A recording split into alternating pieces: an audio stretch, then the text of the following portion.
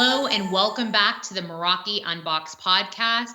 It is 2022. Can you believe it, folks? Happy New Year. I don't know where the last 2 years have gone. It's crazy that we're already in the new year, but we are so excited to have you back. So welcome to another great episode of the podcast today.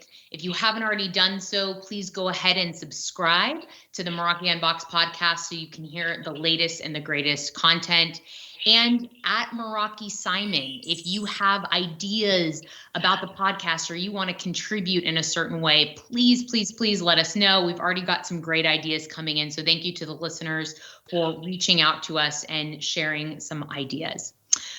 Before we get into it today, I'm super excited to introduce this guest. So Jen Kirkpatrick has been with Cisco Meraki for almost 2 years now, and she's the current VP of the Americas. But before that, she had an 8-year career at Cisco, and prior to that, she was at HP. So at Cisco, she was the Senior Director of Recurring Offers and Customer Lifecycle Transformation. And before that, a Director of Global Enterprise Software. She has had 20 plus years of leadership experience within the tech industry. This woman is no joke, and I can't wait to dive into it today with her.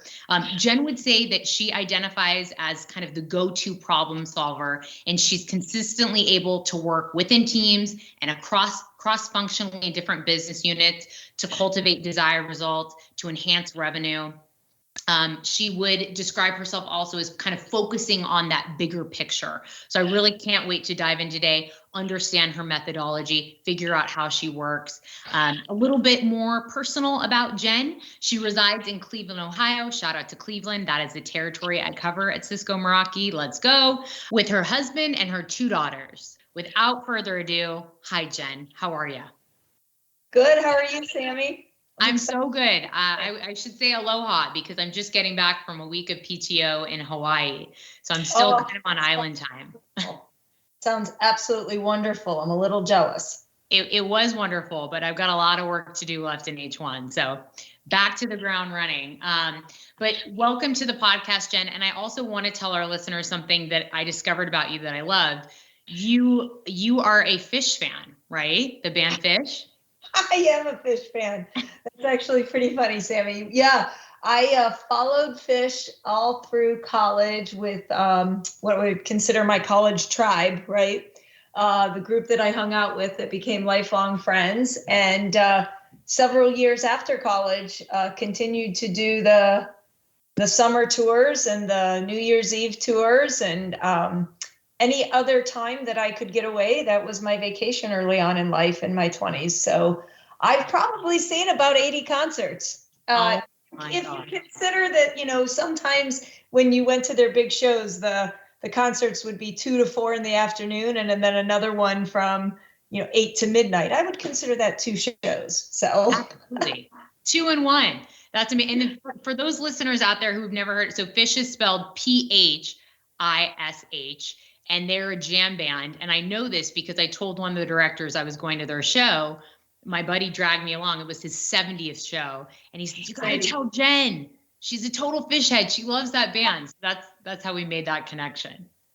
What's awesome about it now, Sammy, is it's just like my college friends and I, we don't see each other very much anymore. But every few years we'll get together and go and to one show in the summer or something at an outdoor amphitheater. And it's just funny to watch the age group of the cars change. It used to be that none of us could afford a nice car. And then all of a sudden they were nice cars and then they were minivans because we all had kids. And now they're the midlife crisis cars. So it's just funny to watch the Fish families grow up together. I love it. When I told you after the show, I pinged you. I'm a big music buff. I love going to live shows. I love live music. I will tell you, it was the nicest group of fans that I've ever been within a crowd. It like blew me away. I was like, what's going on here? Everyone was silly nice. They are silly nice. They are silly nice. So wonderful. I'm glad you enjoyed your very first Fish experience. That's awesome. Good. I had to share that with our listeners. So go take a listen if you haven't heard of them. So let's get into the fun part. And while you're here, we want to hear all about you, Jen, and we want to learn your story. So take us back to the beginning. I like to start with this question. Tell us your story. How did you get into technology? That's a great question. And it's actually kind of a funny story because while I was in college, I didn't know what I wanted to do. So I kind of defaulted to business. I got through my second semester, into my second semester of junior year, and I decided, man, this business is just not for me. But at that point, my counselor was like, hey, Jen, you've kind of got enough credits to get a minor in business. Why would you just leave business? And I'm like, because I want to be a lawyer. I think I'm going to go to poli-sci. I really love poli-sci. Yeah, okay, but you really already have enough credits. You really should stick this out. No, I'm going to go to poli-sci. So I switched majors, went into political science, got a sociology of law minor and a business minor, because they did win that argument with me. And my dad was very adamant that I stay and learn a little bit more about business. But I ended up graduating with political science, and I was studying for my LSATs over the summer. And for those of you who have teenage kids or college age kids, you know what this sounds like. My parents basically said, hey, you've been graduated for about 3 months. You really need to get a job. We're about to hand you your car insurance, and we think you might want to, contribute to the household. So go get a job. Okay, I'll get a job. I was playing softball in a co-ed league at the time, and one of my softball colleagues said, hey, you should come be a receptionist at this technology firm, Sarcom. It was a partner at the time. They've since been bought by PC Mall, and I think, kind of no longer exist. But said, come be a receptionist from 1 to 4. And being the college graduate that I was, I'm like, 1 to 4 rocks. That's awesome. I can totally sleep in. I'll wake up, study for my LSATs in the morning, go be the receptionist. I don't have to work too hard, and I'll make some money to pay the bills that my parents were giving me. Well, lo and behold, and for those of you who are in their 20s and 30s, you may have heard of this thing called the Y2K. It was the Y2K era, and they needed account managers so bad, kind of like the world we're in right now, where we can't hire enough people because of the Great Resignation, right? But they needed account managers, they needed salespeople so badly, and I jumped in and I said, sure, I'll do this. I'll work about 30 hours a week and just do part-time as a junior account manager, and fell in love. I fell in love with technology. I fell in love with Cisco. Cisco at the time was one of the largest companies globally. They were, $100 and some a share for their stock, and they were giving stock for every Catalyst 5000 that was sold at the time. So I fell in love with Cisco in general because it was an awesome way to get partners to want to sell the technology. And I had a bunch of wonderful engineers that took me in and taught me about servers, and taught me about what a data center was and what it meant to be, the different levels of data center security and compliance, and taught me about networking, and taught me about Microsoft was just becoming a thing at the time, right? We were launching Microsoft. I'm totally aging myself, by the way, Sammy, by saying all this stuff, but Windows 95 was launching, and it was just a great time to be in technology. But the world was about to end because everybody was so reliant on technology, and Y2K was coming, and we had to get out there. And so it was awesome. It was learning, but it was the momentum of technology was increasing, and I fell in love with it. I fell in love with it and never went to law school. I stayed in ever since then. I know. Sometimes that happens, right? Life just gets in the way of our plans. It does. And it all turned out fantastic. It sure did. I would say so. You're not doing half bad. Okay, so that's how you fell in love with Cisco. So from IC Mall, you kind of got into the partner community, and then you found out about Cisco. So were you hired onto Cisco as an AM? Like, what was that transition? And then eventually, how did you get to Meraki? What is that story? Yeah, so actually, no, it was several years later. It was almost, it was probably a good 11, 12 years later before I got into Cisco. I ended up, I was in sales for about 4 or 5 years right out of college at Sarcom, which got bought by PC Mall. And they went through some divestitures, some growth, some splitting up of the company. And I ended up saying, hey, I don't know about this sales thing, this whole high risk, high reward thing. Maybe I'll go into be a more salary focused. And I jumped into project management and I got PMP certified, which was way out of my comfort zone. It took me super far out of my comfort zone. And after doing that for about 2 years, and man, I was really good at it. I was really good at telling people what to do and really controlling everything. I think it goes to my control issues, but as a project manager, I learned so much about having to get different business groups to work together, creating a single vision, having a team that becomes a team, even though they're not forced to be a team. They want to be a team. And so it was a really great experience, but I missed the hunt. I missed sales. I missed working with customers to solve problems. And I missed the high risk, high reward part of sales, right? And so I jumped back into sales at a variety of different technology companies along the way. I worked for an application development company because SharePoint was just starting to be a thing. It was just launching. I worked for a company called Novell that, was the big company before Microsoft. I moved into Hewlett Packard. I did stay at home for about 2.5 years as well. I had 2 children, 2 girls, and it was awesome. But I realized I was a better mom working, and my husband then decided he wanted to stay home. So it was a wonderful role reversal, if you will, which wasn't very popular 20 years ago. And so I did all of that and then was rising up the ranks at Hewlett Packard.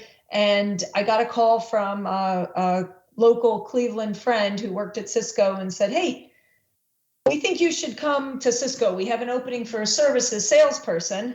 I was like, oh man, I feel like that's going backwards in my career. I don't know if I want to do that. I'm a client executive, which would be the equivalent of, owning 2 or 3 large accounts and all the product and portfolio that is being sold within within Hewlett Packard. I don't know if I want to go back and just be an overlay as a services rep. I felt like it was going backwards in my career. But something in my gut, right? Something in my gut said, this is a good move for you. So I thought long and hard about it. And I made the jump.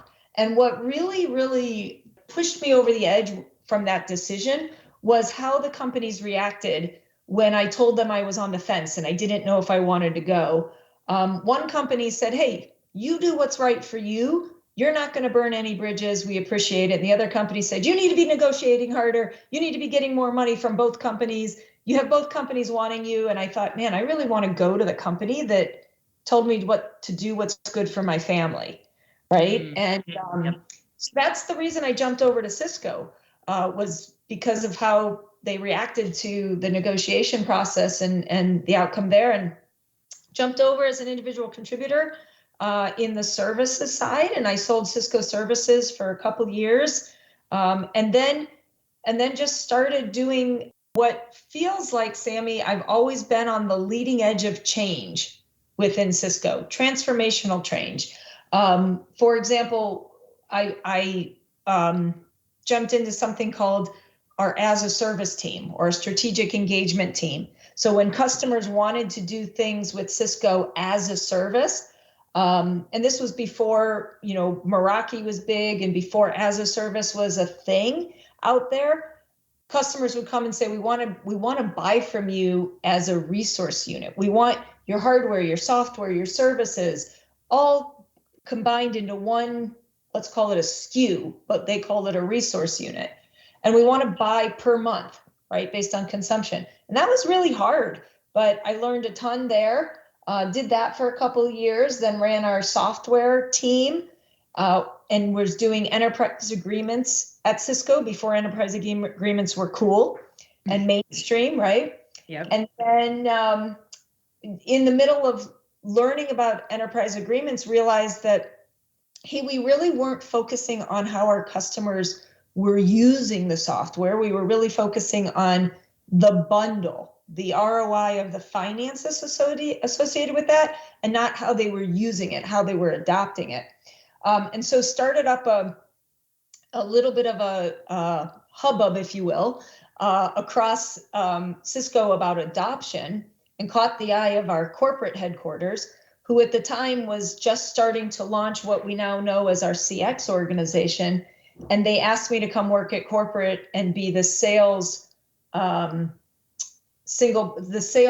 of influence into how CX was building their adoption models. And so I took that jump as well, which then took me out of sales into strategy and planning and operations. And from there, the Meraki job opened up, and I was in corporate for about 2 years. And I have to tell you, I would not change a thing, but it scared the bejesus out of me to actually go work in corporate and learn something new. I got out of my comfort zone again, right? Right. When the Meraki job opened up, I thought really long and hard about it, because what really attracted me to come to Meraki was the fact that it was the culmination of almost everything that I have been doing for the past 10 years or 8 years at Cisco: software, services, thinking about things differently, business outcomes, focused on how our customers are consuming, bringing the solutions to them. It literally was like, oh my God, Jen, if there was a job created for you, it was this, right? As the next step in your career. And so it just felt like bringing all the things I've been working on to a single sales motion. And I just fell in love with the concept, the methodology, the values, the go-to-market, everything that has to do with Meraki. Wow, that's such a cool story, Jen. I did not know that, and how in depth you were with so many different parts of the business at Cisco, and how it kind of all culminated to the fact that this job was almost made for you, it sounds like. In my mind, it was, right? Sure. I like it. Well, and I think that speaks to a point. I think a lot of listeners out there, whether Cisco, whether Meraki, you might not be at either company, but you go for jobs and you don't get it. And you're sitting there scratching your head like, what could I have done better? Why not me this time? And every leader I've talked to said there's something bigger and better around the corner. Stay the course. Right. And I think this speaks to that. Yeah. And the other thing that, as I reflect back on my career, what I realized is I didn't always move forward with every leap, right? A lot of my job movement was lateral, or in my mind, coming from Hewlett Packard to a services individual contributor, I felt like I was backwards. But had I not done that, I wouldn't be where I was today, right? And I probably wasn't going backwards. It just, to me, felt like I had moved out of services at Hewlett Packard. I had gotten to be the client director, right? I had all the portfolio. I wasn't just a specialist. I owned it all. And then coming back into being, just a portion of the solution again, to me felt like I was going backwards. But it ended up being the most amazing move of my career. It was all about taking a chance and getting out of my comfort zone. And that leap of faith to have confidence in myself that I can continue to grow, right? I can continue to grow. And so, for almost 5 years, my title may have changed, but I didn't move up or down.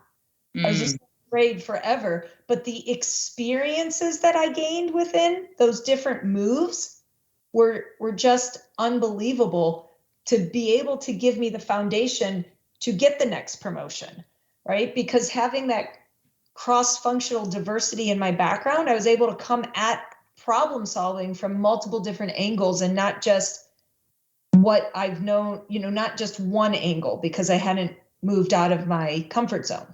Yeah, that's such an important call out. And I think for listeners, career pathing is not always linear, right? You're going to go up, down, backward, sideways before you get to where you're supposed to go. And all of it, you're going to take tools along with you on your tool belt that are going to make you that much of a better candidate for when the right job does come along, right? Thank you for calling that out. 100%. 100%. Yeah.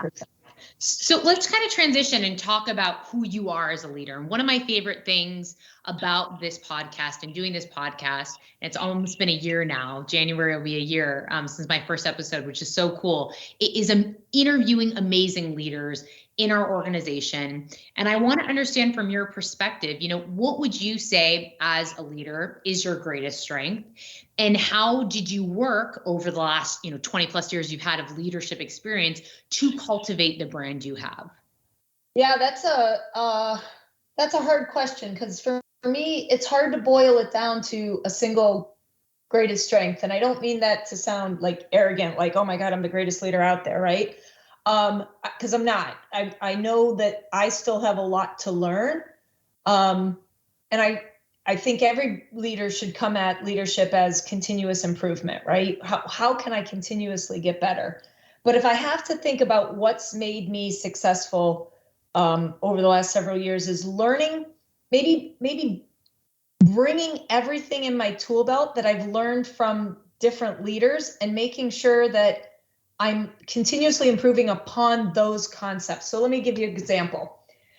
When I first became a people leader, and I remember this so vividly, I was 6 months into being a people leader. I was working probably what felt like 17 hours a day, right? I was busting my butt. I was always on the phone. I was always on with my individual, the people that worked for me.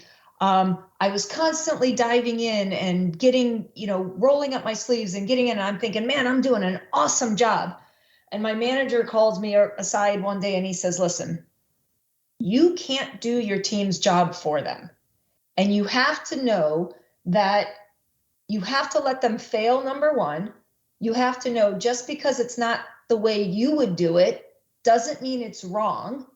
And you cannot have unrealistic expectations, because just because you're the type of person that can't go to bed until everything on your checklist is marked off doesn't mean that's the way everybody else works. You have to learn your team, and you have to appreciate and allow them to build on their own style as well as their own successes and failures, right? So I thought that was fantastic, and I carried that nugget with me forever, that I can't do people's jobs for them. Not that I'm that amazing, right? That I have the ability to do everybody's job, but I have an opinion of how things should be done. And my opinion isn't always the right way. And so part of what I learned from that experience was to be humble enough and honest enough to say, how are you going to approach this? And man, your way may be 100% better than what I had in mind. And be okay with that, right? Yeah. Be okay with the fact that my ideas are not the end all be all, right? My ideas are there to get people creatively thinking as a leader. But we may not come out of a solution with what I thought we were going to do, and that's okay, right? Totally. And that's okay, and it's celebrated, and it's amazing. Another thing that I learned was authenticity. I may not be the most polished, I may not be the smartest person in the room. Matter of fact, as a leader, I really don't want to be the smartest person in the room. I want to surround myself with people who are amazing and help move the whole thing together. But just be yourself, right? Be 100% yourself, because people can totally tell when you're not, when you're trying to be someone you're not.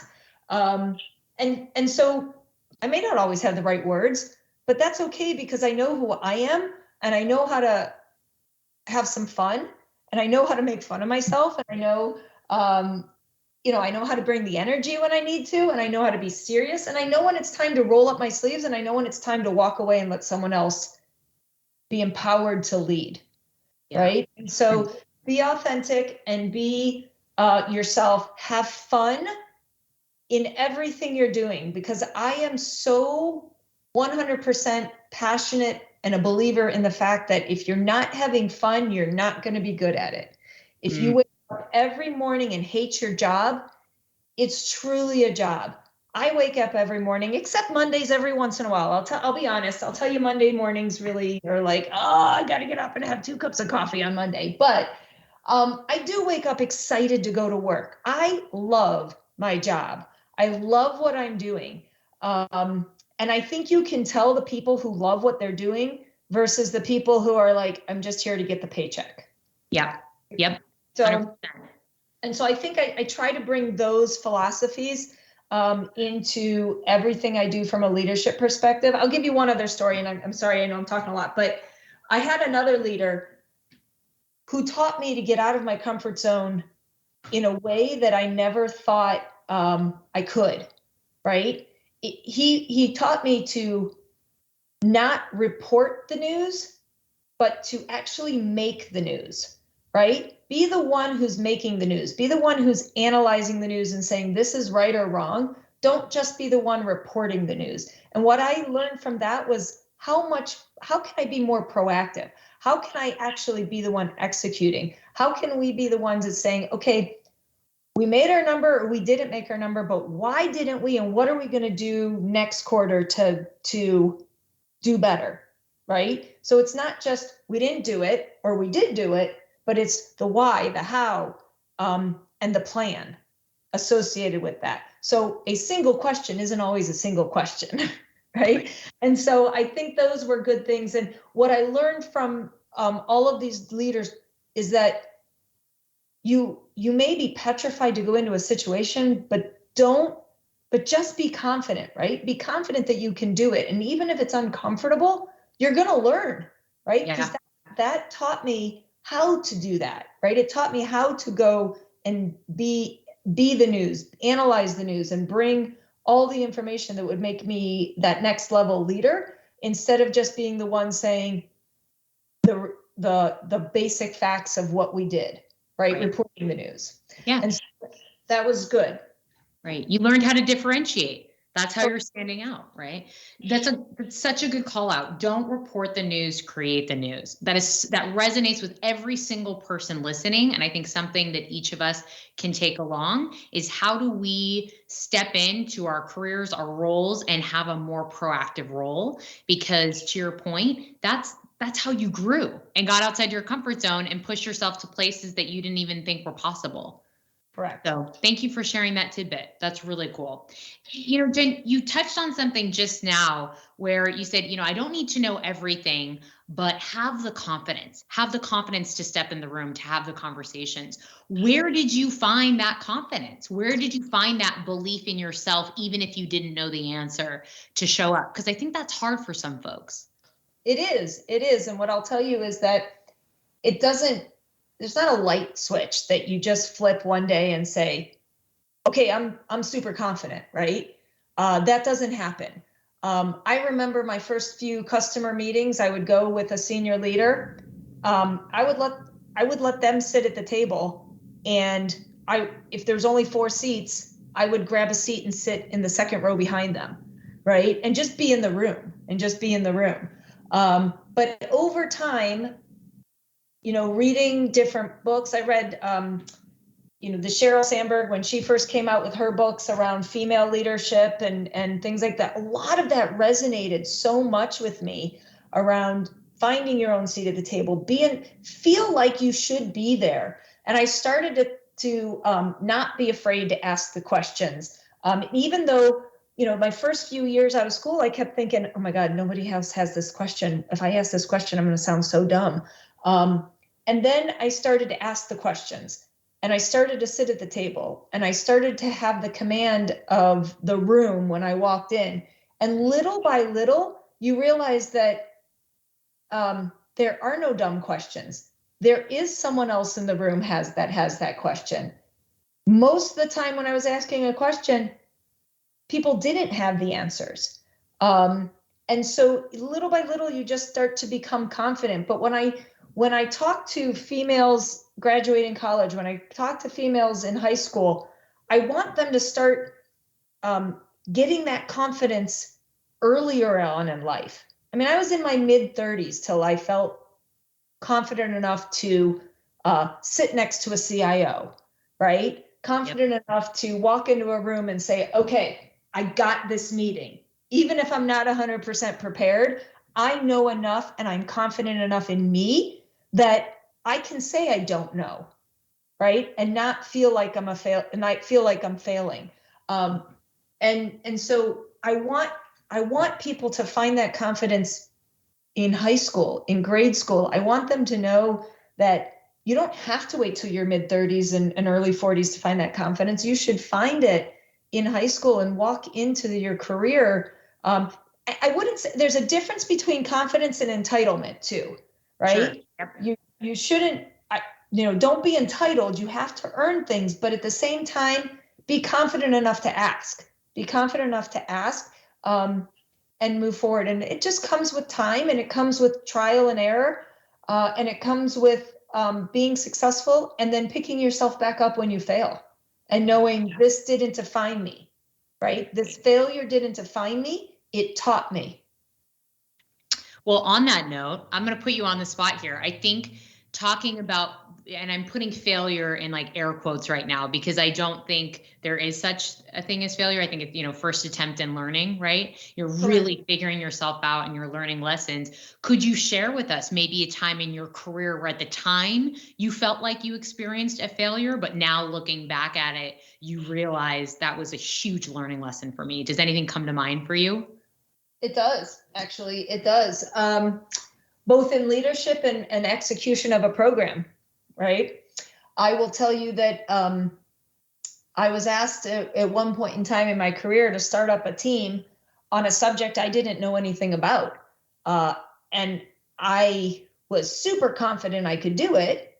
And to this day, absolutely don't disagree with that confidence. But what I didn't do was take the time to step back and bring in the experts to say, how do we set this team up correctly? I didn't know enough about the subject that we were setting the team up to set the team up for success. We would get together, and I didn't hire subject matter experts. I hired people who were eager and passionate to do the job, but together we didn't know what we didn't know. And so we should have gone out and we should have grabbed different subject matter experts to come in and say, this is what a successful team that is approaching this subject would look like. This is what an execution plan looks like. This is the data and the telemetry that you need to be successful. We kind of created it as we went. And ultimately what happened is we had to disband the team and push those members back into different sales organizations within the company because we weren't successful. We didn't have the right data points. We didn't have the right telemetry to make the right decisions, and we weren't set up for execution. And that's squarely on me as a leader. I didn't set us up for success. And so what I learned from that was around educating myself. Again, I don't need to be the smartest person. I didn't need to be the subject matter expert, but I did need to have the resources that I shouldn't have dove in as fast as we did, right? We should have slowed down to go faster. We should have went and got the right people that had done this before and could guide us along the way and give us the advice that we need, instead of being so gung-ho thinking we can do this on our own. And so I learned that ask for help, right? I learned to ask for help from there. I learned to slow down, to speed up, and I learned to analyze the situation to be able to bring the right resources in and admit when I'm over my head. That doesn't make me less of a leader, right?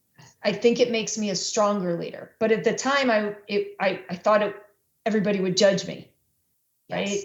Yes. So I didn't know. I didn't know what I didn't know, and I learned, and now I ask for help a lot.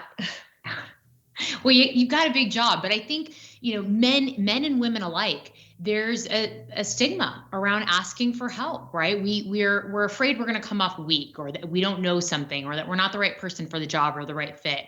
When in reality, I think the strongest leaders, and something actually incredibly vulnerable to do, is to ask for help when you need it. That is the sign of a strong leader.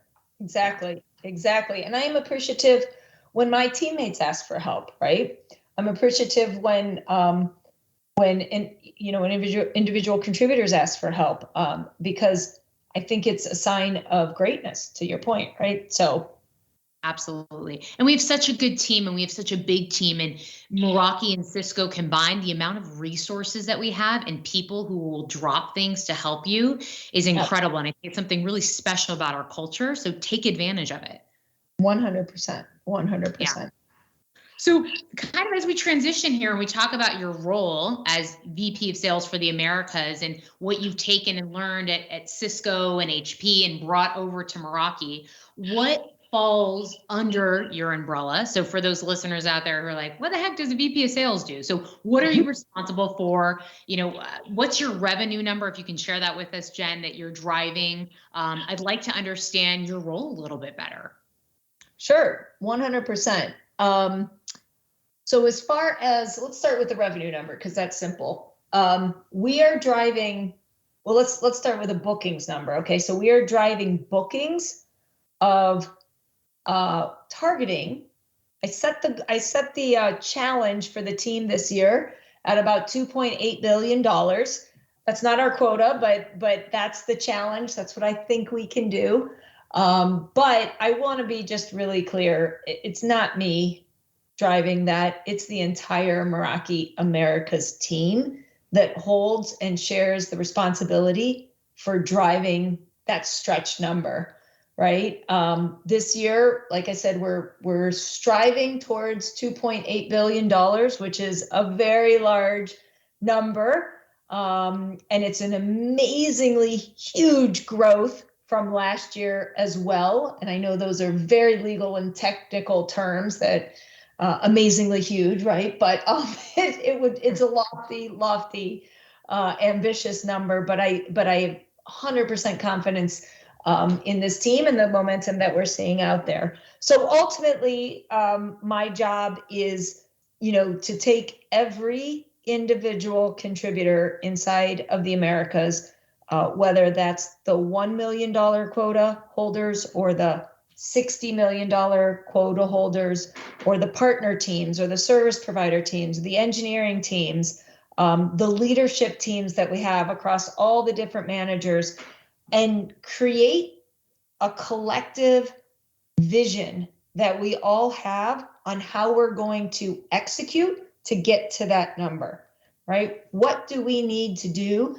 to get to that stretch goal? And I think the philosophy that Meraki has and the value that we hold core to who we are, of everybody in, just helps us as leaders do that job, right? I personally am responsible for ensuring that every single person in the Americas can do their job, that there is no obstacle in front of them. I'm responsible for removing obstacles, right? For removing barriers. Sometimes that comes in the form of motivation, right? We do a lot of all hands calls, which I'm kind of silly on. I think we throw out goals, we throw out challenges, we throw out fun things that my partner and I, Tim, need to do, bets if you guys hit numbers, things like that. But sometimes it comes in the form of creating a program. So we do a lot of programs with our teams around contests, around getting you install base, getting, the Meraki Americas teams install bases, target opportunities, areas that we think that there's success in.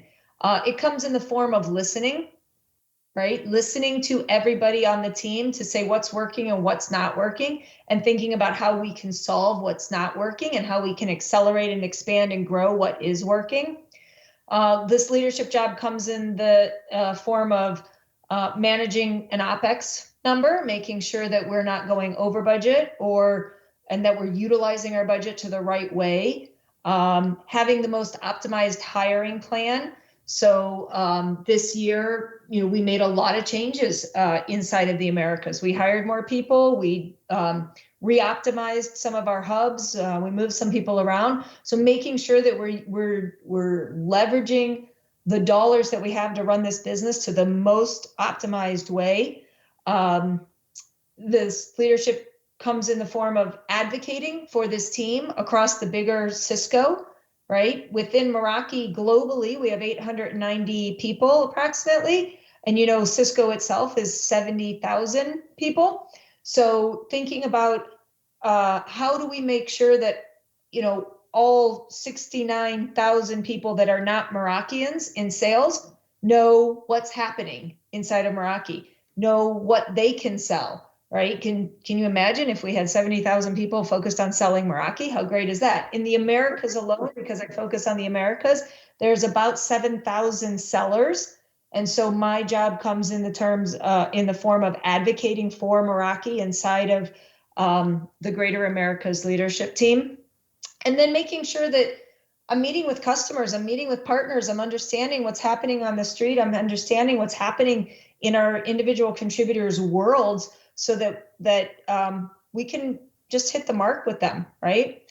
And I'll be honest, Sammy, sometimes my job is like, just get out of the way and let the teams do their job, right? Because the Meraki team is pretty darn good at their jobs. And so sometimes it's just like, hey, Jen, back off. Let me do my job. Got it. Go do it. Yeah. Right. I'm right here. Right. So. Yeah. Hey, preaching to the choir. The Meraki sales team is the best in the biz. But okay, let me go back to this. 2.8 billion. She didn't say million, billion. Jen, that's a big number. And I've got to assume there is a fair amount of stress associated with what you do, right? Like sales in general is stressful, and being responsible, or it's higher than what our goal is, but you're aiming for this 2.8 billion. How do you manage the stress when you feel it? I mean, over your career, what tools and tactics have you employed to really keep yourself calm in moments that are extremely high stress? Because I'm sure you experience them. Yeah, I would say there's definitely high stress, but again, I'm going to go back to, if you're having fun in your job, you can handle anything because you love what you do, right? So that's foundational. I will tell you that I work out at Orange Theory probably 3 to 4 times a week, sometimes 5 if it's really a crisis, but you have to make time for that. You have to find what de-stresses you, what takes you away from what you're doing, the downtime. There used to be, as I was growing up in the world, in the world of technology, the whole premise of work-life balance. And I truly don't believe in that. I believe in work-life integration, because I remember driving my girls to different practices on con calls, right? I remember, sitting in the parking lot of one of their volleyball practices doing a conference call because I was the carpool mom. I think there's work-life integration. And so you have to think about how do you remove yourself from work-life integration sometimes and just turn it off. That helps. But that for me is my hour at Orange Theory during the week. I will also tell you that I take a lot of baths. I really believe in the bath. I think you can't take technology into the bathtub. So, you can, but you shouldn't. So I believe in taking a good book, and I read a lot, and I read a lot to escape, right? I don't read a lot of, I love podcasts for self-help. Like if I'm going on a walk, I'll put on a podcast. I was telling Simon earlier that I absolutely have listened to almost every Meraki Unboxed on walks.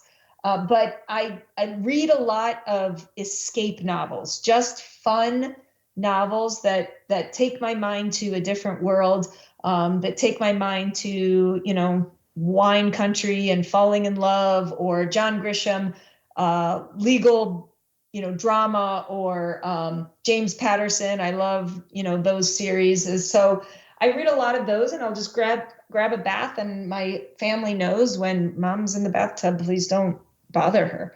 Right. Not disturb. Yeah, do not disturb is exactly right. And then I will tell you, find your tribe, right? For stress, for me, sometimes you need to let it out. Sometimes you need to vent. You have to find your trusted tribe to vent to, because I firmly believe the minute you give your problems a voice, they become less of a problem, right? So if you hold them in, they have power over you and you get more stress. The minute you put them out in the ether, they're not as bad once you can say them out loud. That's not true for everything, but for the majority of the work things, it is. And so have the person that you can vent to, have the person that you can call and say, okay, don't say a word. I just need to scream and yell and vent about this, and then I'm going to be done and we're never going to talk about it again. I have that person, right? And then you have your friends. You have to have your friends and family that you can just go, not think about work, not think about that $2.8 billion number, right? Just go talk about the latest, Netflix series you're watching or whatever it might be, and just have fun. Yeah, Real Housewives for me. I used to call it my guilty pleasure, and now I'm just like, no, I just love it. Bravo, it's Bravo, right? Where you just go and turn off your brain, whatever that is for you. So I'm hearing, have your tribe, work out, or that's something for me too, Jen, non-negotiable, 4 or 5 days a week. I got to do it. And, say your problems out loud sometimes to a safe circle of people, and they might not be as scary, right? Have that trusted advisor that you can go to and kind of bounce things off of. Yeah.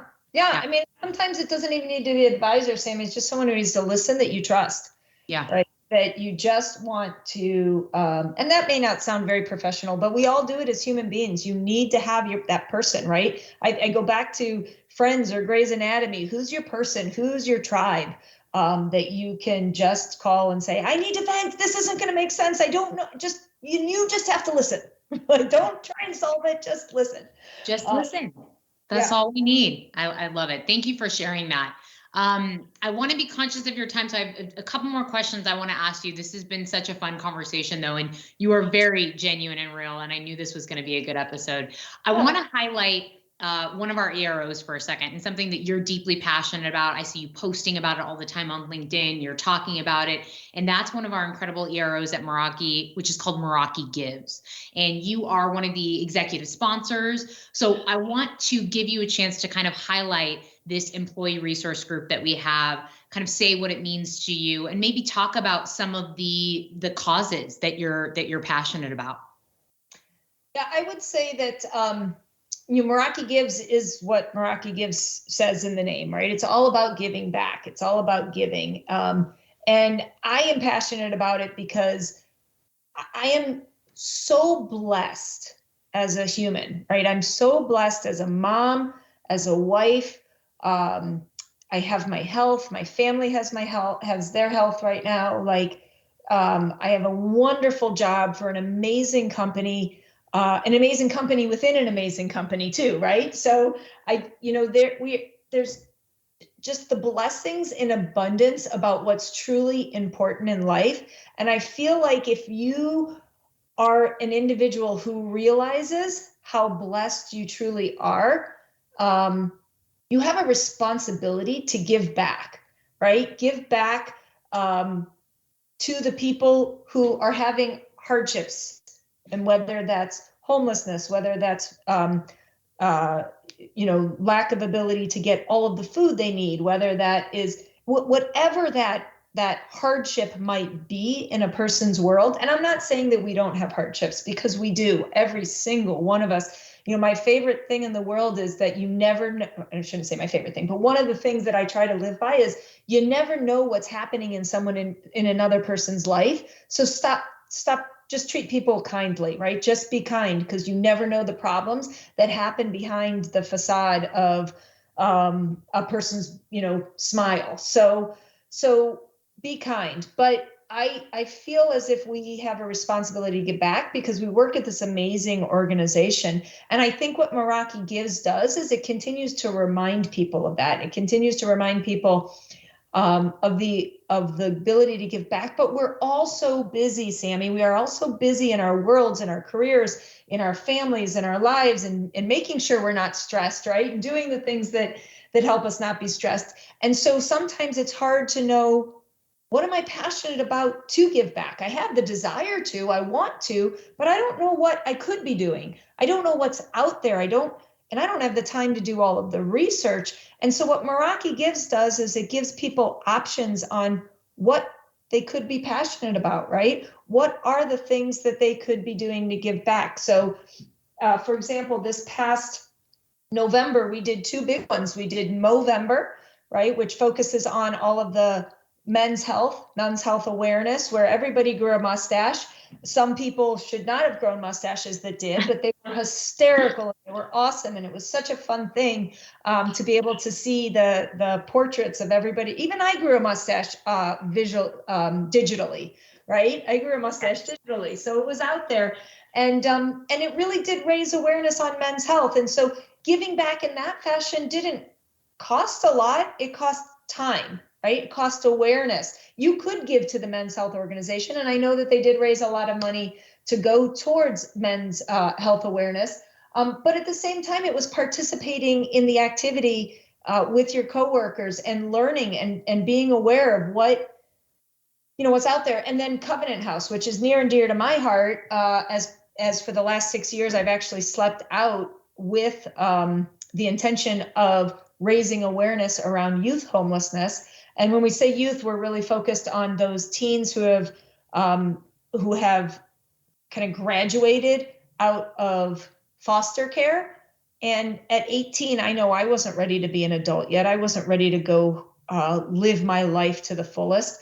I didn't know what I didn't know. And so what it really focuses on in Covenant House is the ability to take the 17 through 22, 23-year-olds that are facing homelessness, of which there are millions and millions and millions of that age group that age out of foster care and don't have a place to go, or are kicked out of their homes at 16 and 17 because of their their sexuality. They belong to the LGBTQ community, and their parents don't accept it, so they kick them out, or divorce, or step parents. I mean, the stories I've heard are just so awful. And trying to keep those children safe and out of the sex trafficking that happens out there, and off of the street and out of the adult shelters and in a safe community. And so Covenant House is something, and I could probably talk for the next hour and a half about Covenant House and all the stories, but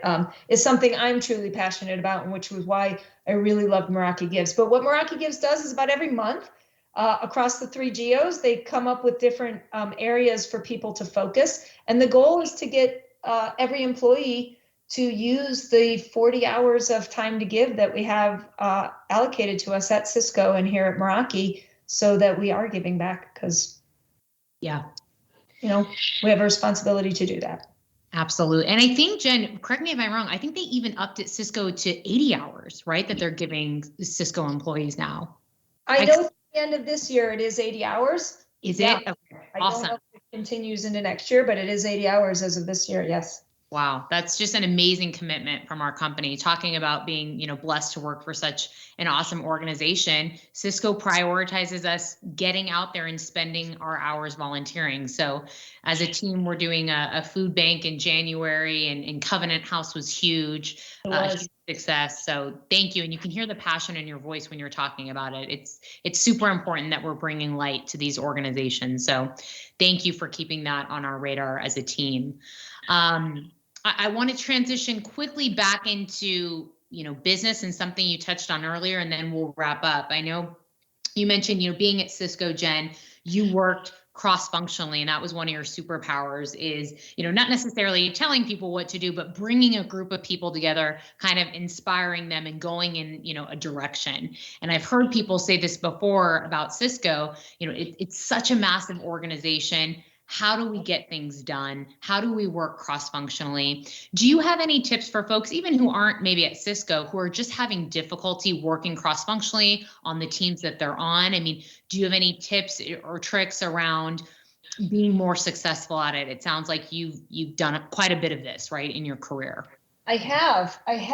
And I think that it is an art. It is a science, and I love that you called it my superpower, because I'll take it. I'll 100% take that compliment. She didn't even need me to say it. I promise. Yeah, that is awesome. So, but what I found that works, because inevitably when you come into a cross-functional group, everybody has an agenda, everybody has a lens, everybody has a perspective, and they all want to share they all come at the project, or they come at the initiative, or they come at the discussion with that agenda, that perspective, and that goal, right? And what I find is that people don't always take the time to say, and let's just use Cisco for an example, right? When I was working on as a service deals, we had finance, we had legal, we had different BUs. So that might be the Meraki BU, or the Catalyst BU, or the EN BU, I'm sorry, collaboration or security, right? All together on a specific project, plus services. And so you had all of those different, and then sales obviously was in all of that, all of those different viewpoints and all of those different wants. So legal comes at this wanting this to be the most ironclad legal document ever. Finance, they want it to be the most profitable solution ever. The customer wants it to be the solution that solves all of their problems. Each BU wants their technology embedded into the solution so that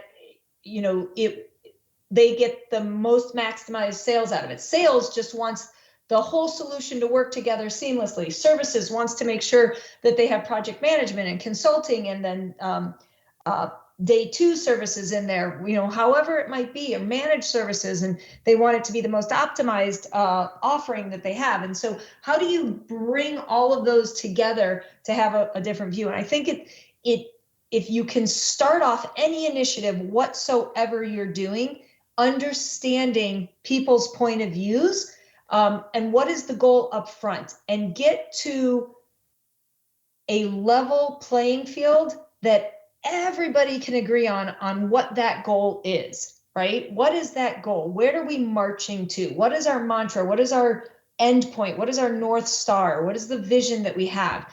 And if we can get everybody to agree that this vision is collectively good for all of us, then it starts to bring and melt, if you will, the barriers and the walls that everybody puts up, that it has to be my way or no way, right? Because we're all working together now as one team. You're creating a team within a team. You're no longer coming just representing team A or B. You're now representing the team that you were put together on, and you build that relationship. And so I think that if you can take the time to do that in a cross-functional group, you can take the time to say, okay, what do you want to get out of this? All right, what do you want to get out of it? What do you want to get out of it? And go through the group and make sure everybody understands their point of view. Now, what is our collective vision? What are we marching towards as one team? And how are we going to all row the boat together in one direction? Because what I found is cross-functionally, you can get nothing done. You can go 100% into analysis paralysis. People are sometimes reluctant to share their point of view. They don't want to give you the knowledge that they have, because they feel like, if I have the knowledge, I'm the most powerful person in the room, and I don't want to share that with you. I want to be valued. But for me, honestly, sharing is power. Bringing everybody to the same playing field and say, okay, I'm going to tell you everything I know about this problem. And then someone else says that, man, we get to resolution faster, because we're all moving in the same direction. We're all rowing the boat at the same time. We're not rowing against each other. And we take the time to be empathetic about someone else's point of view or their agenda, so that we can solve everything, right? There may be people who walk out and say, okay, I didn't get my agenda done. I didn't get, my point of view wasn't what I wanted to accomplish wasn't really accomplished, but for the greater good, we solved the problem, right? So, and I think that's what I've been successful doing in cross-functional groups, is giving everybody a voice, making sure we understand their point of view, making sure we understand their agenda, and then creating that single vision that we collectively all agree we need to get to. Right. Collective buy-in. Huge. Yeah. I love how you simplify what I say, Sammy. I feel like I love it. I know. I'm like your little scribe over here. By the way, I'm taking a ton of notes as we talk, because these are all super helpful tips for me too, selfishly as a leader, but these are applicable to anyone. anyone at any job, whatever you're doing. So this is so insanely valuable. And this being our first episode of 2022, what a great way to kick off the new year with these tips and these tricks to make your meetings more successful, working better collectively as a team. So Jen, I just want to give you a huge shout out and thank you. I hope you had fun today. I did. It's the best way to close down a Friday. I'm East Coast. It's 4:30. It's fantastic. And we're heading into the weekend, Sammy. So this is just awesome. Beautiful. TGIF. I love it. Well, Jen, thank you again for joining. I hope you come back again. Thank you also for being a huge fan of the Meraki Unboxed podcast. So to her point, download and listen to it when you're on walks, people. It's the best thing you could do for yourself. But on a personal note, I just want to say thank you to all of our listeners. This episode marks the 1 year mark that Simon allowed me to be a part of this with him and co-collaborate on the Meraki Unboxed podcast, which has totally brought a whole new level of joy into the work I do every single day and why I love Cisco Meraki so much. So thank you again. Happy New Year, folks. We will be back in 2 weeks with a new episode. So hope everyone takes care and we will be back soon. Bye.